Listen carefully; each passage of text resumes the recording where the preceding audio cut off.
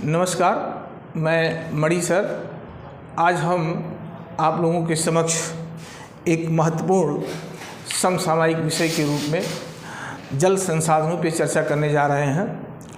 यह देखिए टॉपिक संघ और राज्य लोक सेवा आयोग के परीक्षा के दृष्टिकोण से काफ़ी उपयोगी है और परीक्षा ही के लिए नहीं, चूँकि ये हमारे संपूर्ण जैव जगत को प्रभावित करने वाला विषय है जल संसाधन, तो सबको भी जानना आवश्यक है। अब इस पर हमें चर्चा जो करनी है वो अलग अलग वीडियो के रूप में हम चर्चा करेंगे। सबसे पहले हम जल संसाधन और उसके संसाधनों के समक्ष क्या संकट है उस पर चर्चा करेंगे। फिर इस संकट के चलते क्या वैश्विक स्तर पर, राष्ट्रीय स्तर पर क्या इसका प्रभाव है, या अगर हम इसे संरक्षण नहीं किए तो आगामी इसका क्या प्रभाव होने वाला है, इस पर चर्चा करने की आवश्यकता है ताकि इस पर हम अपनी एक समझ विकसित कर सकें। और दूसरा कि ये जो संसाधन है वो दूसरा पॉइंट हमारा रहेगा जल संरक्षण पर। तो आज का जो विषय है जल संसाधन, जैसे कि हम जानते हैं कि जल ही जीवन है, बिना जल के जीवन की कल्पना नहीं की जा सकती है। आज अगर संपूर्ण जैव जगत का अस्तित्व है तो उसका मूल कारण क्या है? जल। प्रकृति ने हमें एक महत्वपूर्ण संसाधन के रूप में इस धरातल पे जल उपलब्ध कराया है। हम जानते हैं कि हमारे पास जो जल संसाधन है, जल उपलब्ध है, उसका मात्र 0.008% ही जल है, जो मीठे जल के रूप में जो हम उपयोगी करते हैं। आज अगर हम देखें तो जल संसाधनों का जो है संकट बढ़ता जा रहा है। वैश्विक जनसंख्या, भारत की जनसंख्या अधिक बढ़ रही है। कहने का तात्पर्य कि हमारे जल संसाधनों पर जनसंख्या का दबाव क्या हो रहा है? बढ़ रहा है। जल संसाधन संकुचित होते जा रहे हैं, मांग उसकी बढ़ती जा रही है। तो जब मांग और पूर्ति में अंतराल बढ़ता है तो स्वाभाविक है कि संकट गहरा जाता है, वो किसी भी क्षेत्र का हो। तो आज जो समय है वो जल संसाधनों पे चर्चा को लेकर के है। अब जैसे भारत के संदर्भ में देखें तो भारत में जो है विश्व की 18% जनसंख्या है और हमारे पास जो जल संसाधन है, जल संसाधन वो मात्र 4% है। अर्थात ये क्या दर्शा रहा है कि हमारे जल संसाधनों पर जनसंख्या का दबाव जो है बढ़ता जा रहा है। ये जो हमारा जल संसाधन है ये सभी क्षेत्रों को प्रभावित करता, कोई ऐसा क्षेत्र नहीं जिसके इसके बिना किसी क्षेत्र का अस्तित्व हो। अब हम संकट की तरफ चर्चा करते हैं तो पहले तो हम ये जान लें कि जल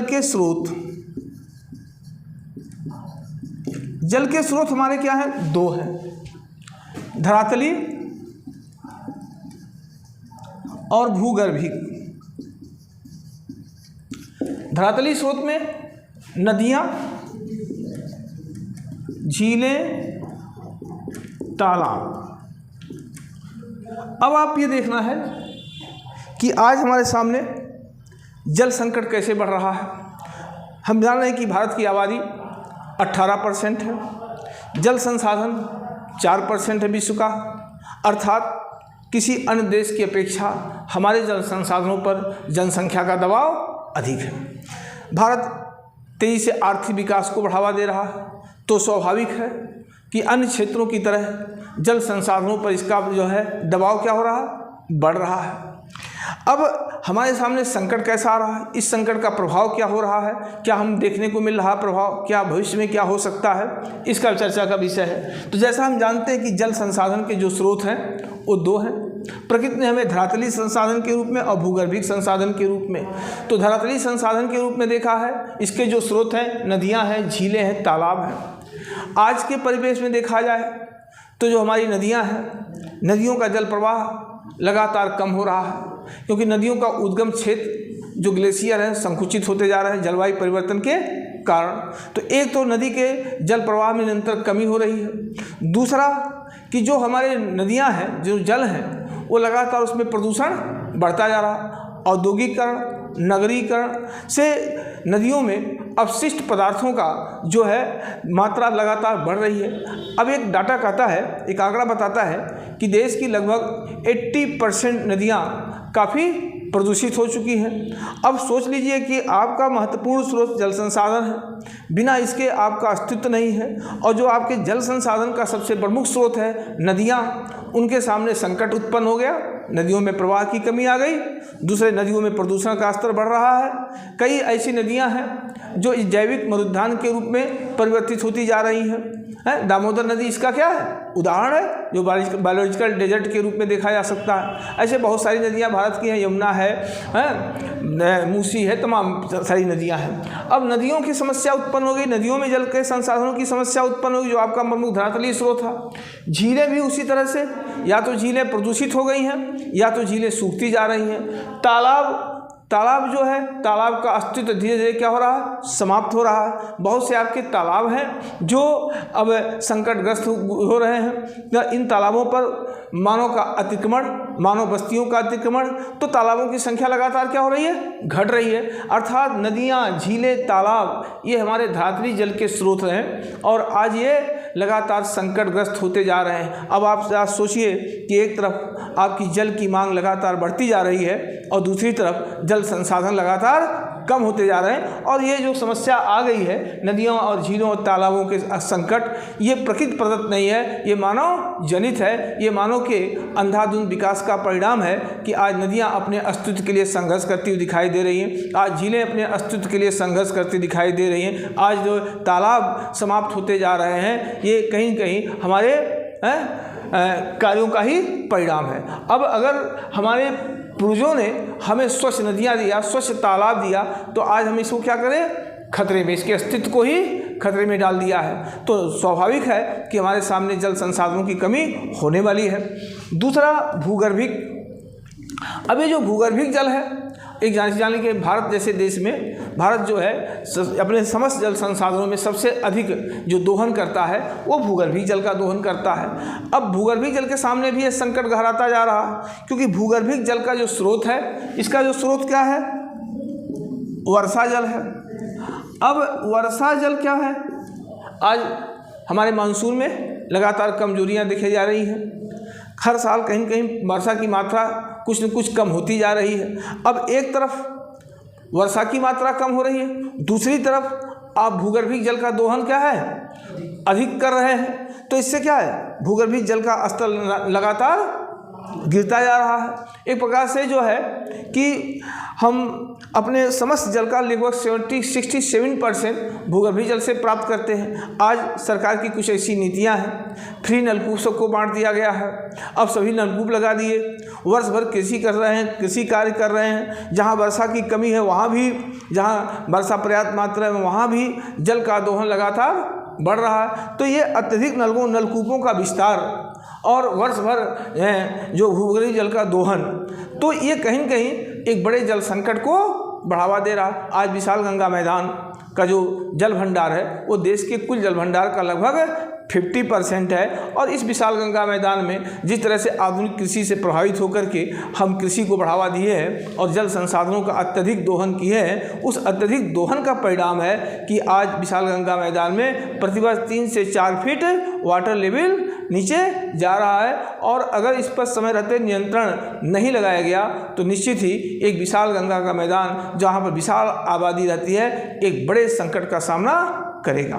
अच्छा, दूसरी चीज़ है कि ये भूगर्भिक जल संकट भी बढ़ता जा रहा है, धरातलीय जल संकट बढ़ता जा रहा है, नदियाँ प्रदूषित होती जा रही हैं, झील और तालाब सूखते जा रहे हैं। जो भूगर्भिक जल है, ये 2 समस्याएं इनके सामने आ गई हैं। भूगर्भिक जल का समस्या क्या है, पहला कि इनका दोहन अत्यधिक हो रहा है, दूसरा कि जो उद्योगों से निकलने वाले प्रदूषित जल हैं, शहरों के प्रदूषित जल हैं, ये अपशिष्ट जल जो है ये भी क्या करते हैं, रिस करके वो अंडरग्राउंड वाटर के जो स्वच्छ जलाशय हैं, भंडार हैं, उसमें मिल करके उस जल को क्या कर रहे हैं, प्रदूषित कर रहे हैं। तो आज हम जो जल का दोहन कर रहे हैं अंडरग्राउंड वाटर, उसमें क्या है, प्रदूषण की मात्रा लगातार बढ़ रही है। एक अनुमान कहता है कि भारत के हर 5वां व्यक्ति अगर बीमारी का सामना कर रहा है तो उसमें सबसे बड़ा कारण क्या है, शुद्ध पेयजल का अभाव।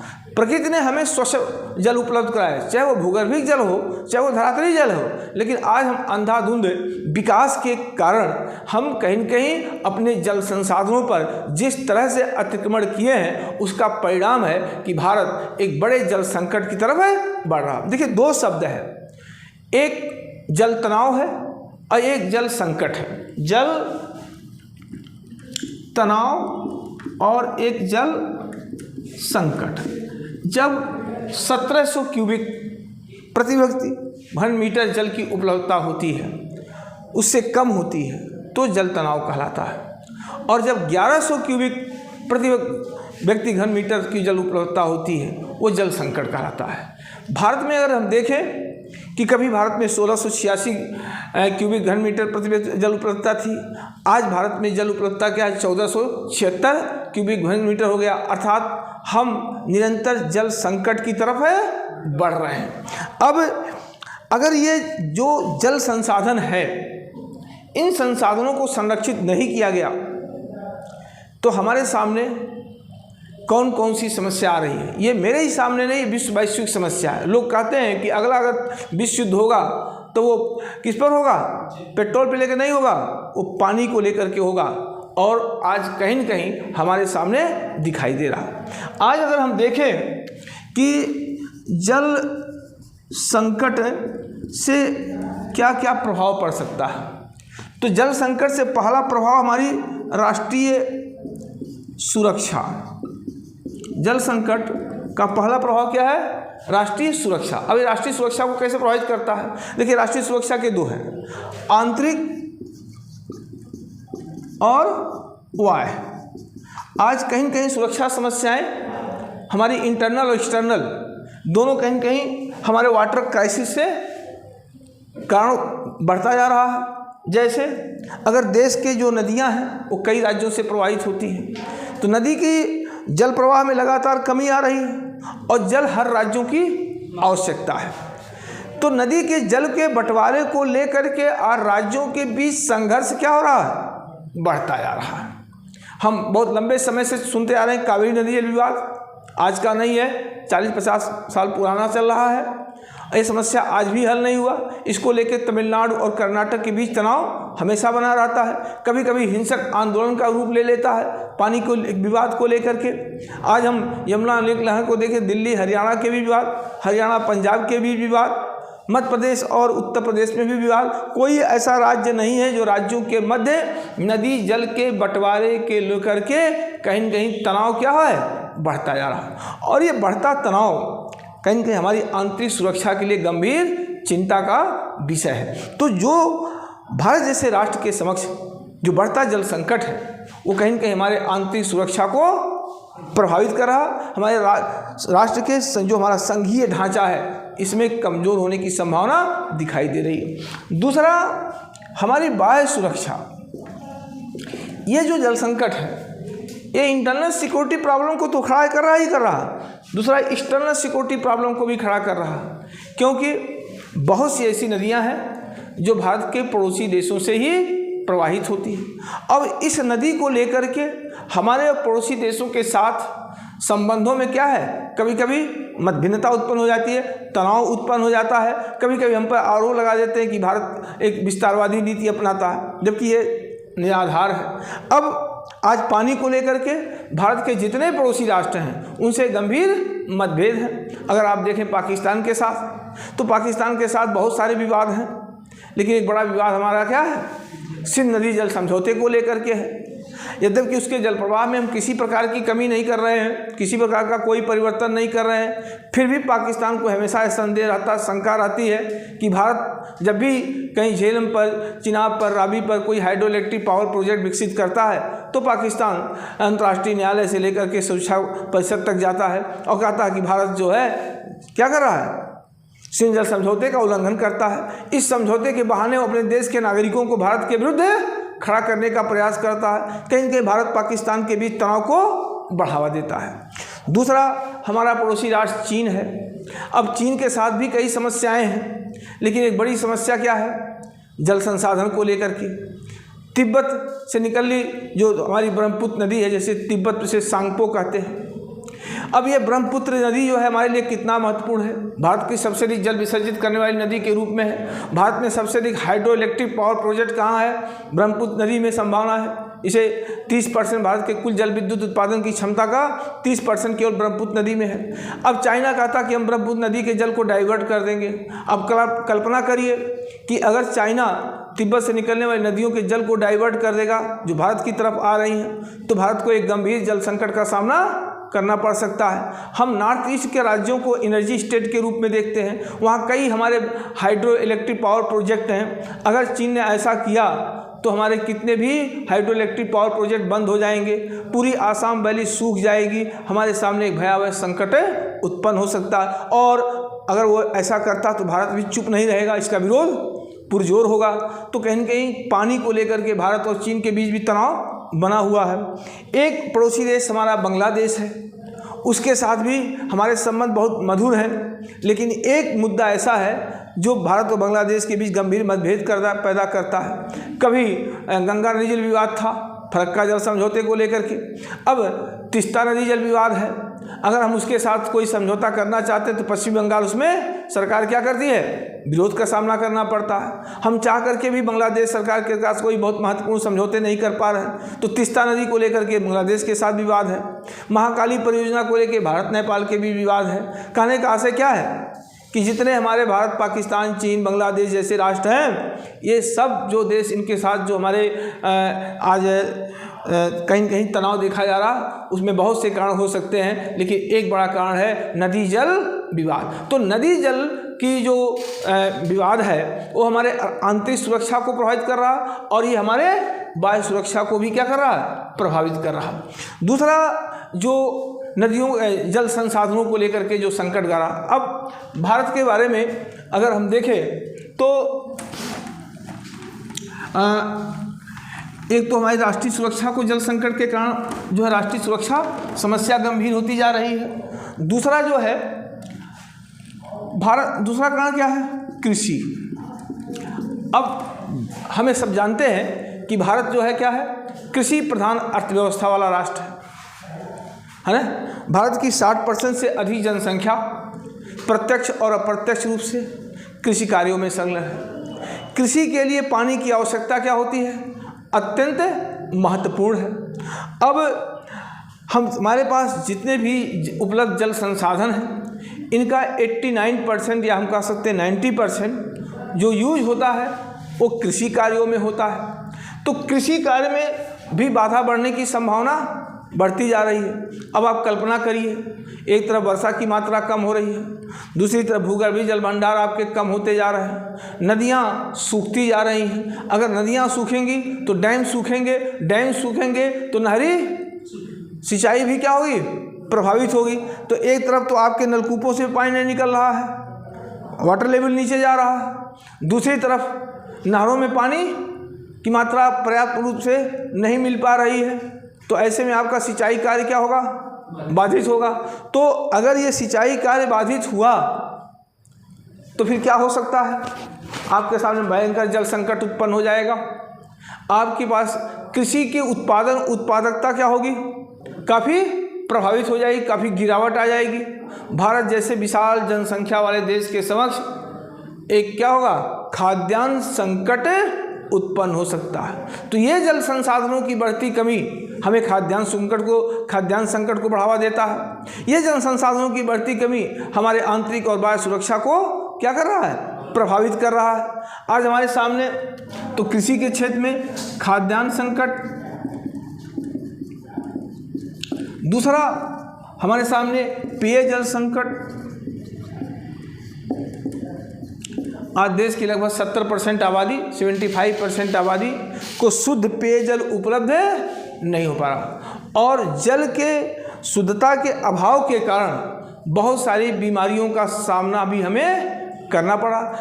ये जो समस्याएं हैं शुद्ध जल का, ये विशेष करके शहरी वाले क्षेत्रों में अधिक देखा जाए। जितने भारत के बड़े महानगर हैं वहाँ के आम आदमी को शुद्ध पेयजल उपलब्ध नहीं हो पा रहा। तो जल संसाधन का जो हमारा जो कमी हो रही है उससे हमें पेयजल का संकट उत्पन्न हो गया, कृषि के क्षेत्र में सिंचाई का संकट उत्पन्न हो गया, राष्ट्रीय सुरक्षा को भी क्या कर रहा है? ये प्रभावित कर रहा है। तो जल संसाधन कोई ऐसा क्षेत्र नहीं है जहाँ पर हम प्रभावित नहीं हो रहे हैं, और इन संकटों के चलते हमारी विकास की प्रक्रिया बाधित होगी।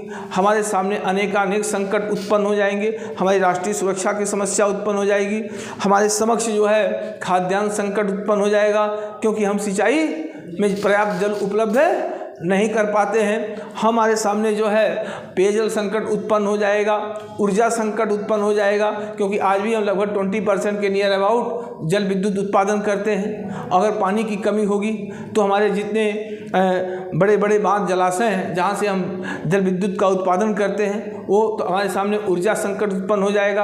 प्रति व्यक्ति ऊर्जा का उपभोग किसी राष्ट्र के विकास का क्या होता है? आधार होता है, और ऊर्जा की कमी होगी तो आपकी विकास की गति की रफ्तार कम हो जाएगी। कहने का आशय यह है कि जल संसाधन, प्रकृति ने जो हमें जल संसाधन उपलब्ध कराया वो अमूल्य धरोहर हमारा है। हमारे पूर्वजों ने हमें प्रचुर मात्रा में जल संसाधन उपलब्ध कराए हैं, स्वच्छ तालाब दिया, स्वच्छ नदियाँ दिया, पर्याप्त भूगर्भीय भंडार दिया।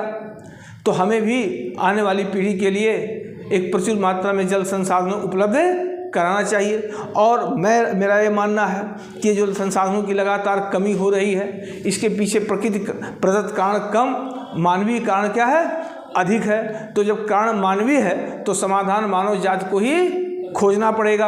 अब इस जल संसाधनों के समाधान के लिए केवल सरकार ही जिम्मेदार नहीं है, क्योंकि यह जो जल संसाधन है ये सभी को प्रभावित करता है। तो जल संसाधनों को संरक्षण के लिए हमें सबसे पहले क्या है? जागरूकता की आवश्यकता है। समाज का प्रत्येक व्यक्ति जल संसाधनों के संरक्षण के लिए अपनी नैतिक जिम्मेदारी का निर्वहन करे, क्योंकि हम उतने ही जल का दोहन करें जितना हमें आवश्यकता हो। हम अत्यधिक जल का दोहन न करें। तो अब जल संसाधन के लिए हमें संरक्षण की आवश्यकता है। तो संरक्षण में हम क्या कर सकते हैं? हम जल का वैज्ञानिक तकनीकी रूप से उपयोग करें। हम कृषि में होने वाले जो आवश्यकताएं हैं उसको कम करने के लिए कुछ शुष्क कृषि को बढ़ावा दें, मोटे अनाजों के कृषि को बढ़ावा दें। ठीक है। इसके अलावा हम जो सिंचाई की नवीनतम तकनीकी है, ड्रिप सिंचाई, स्प्रिंकलर सिंचाई, इसको ज़्यादा फोकस करें। इससे 40 से 70% पानी की क्या होती है? बचत होती है।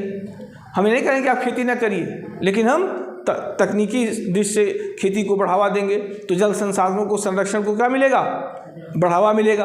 तो शुष्क कृषि को बढ़ावा दिया जाए, मोटे अनाज को बढ़ावा दिया जाए, जल का वैज्ञानिक तरीके से उपयोग किया जाए। वाटर शेडिंग जो प्रोग्राम हमारा है जल संभर विकास कार्यक्रम, इसे बढ़ावा दिया जाए। इसे कागज़ पे नहीं धरातल पर उतारने का प्रयास किया जाए। इसके लिए जन जागरूकता, स्वयं सेवी संगठनों को आगे आने की आवश्यकता है। जो हमारे वर्षा के जल हैं उसे अधिक से अधिक संग्रहण करने की आवश्यकता है। वर्तमान गवर्नमेंट जो है एक योजना लाई है अमृत सरोवर, स्वतंत्रता के 75 वर्ष में जो हम वर्षगांठ मनाए पिछले साल, उसमें हर जिले में 75 जलाशय की क्या है लक्ष्य रखा गया। अब इस लक्ष्य को पूरा करना चाहिए। हमें लगता है कि बहुत सारे टारगेट तो हमारे कागज़ में दिखाई देते हैं, वास्तव में उसमें क्या है कि कहीं कहीं कमियां देखी जा रही हैं। तो ये ईमानदारी पूर्वक इसे व्यवहारिक धरातल पे लाना होगा। जल संसाधनों के संरक्षण के लिए निरंतर प्रयास करना होगा, और ये प्रयास न केवल सरकार करती है, ये प्रयास सरकार के साथ साथ आम नागरिकों को भी जन जागरूकता के तहत है ना ये जल संसाधनों पर अपना संरक्षण देने का प्रयास करना चाहिए। और अगर हम संरक्षण करेंगे तो हम जल संकट से बच सकते हैं, और अगर हम संरक्षण को बढ़ावा नहीं दिए तो निसंदेह ही आने वाली पीढ़ी को भयंकर संकट का सामना करना पड़ेगा। और ये हमारे राष्ट्रीय सुरक्षा के लिए भी नहीं सही है, ये हमारे विकास के लिए भी नहीं है सही है। और हम जब बड़े संकट के सब गुजर रहेंगे, भाई सबके बिना काम चल सकता है लेकिन पानी के बिना काम चल नहीं सकता है। तो इसलिए हमारा अपना मानना है कि जल संसाधनों का सही तरीके से संरक्षण दिया जाए, जिससे हम जल संकट से बच सकें। अगर हम ऐसा नहीं करते हैं तो निश्चित ही आने वाली पीढ़ी को अनेक संकट का सामना करना पड़ेगा, और पानी को लेकर के कहीं न कहीं राष्ट्रों के बीच, राज्यों के बीच क्या है समस्या, सुरक्षा समस्या उत्पन्न होती रहेगी। तो हम इसलिए हम चाहते हैं कि हम संकल्पित भाव से काम करें और जल संसाधनों का अधिक से अधिक संरक्षण दिया जाए, जिससे हम संकट से बच सकें। जय हिंद।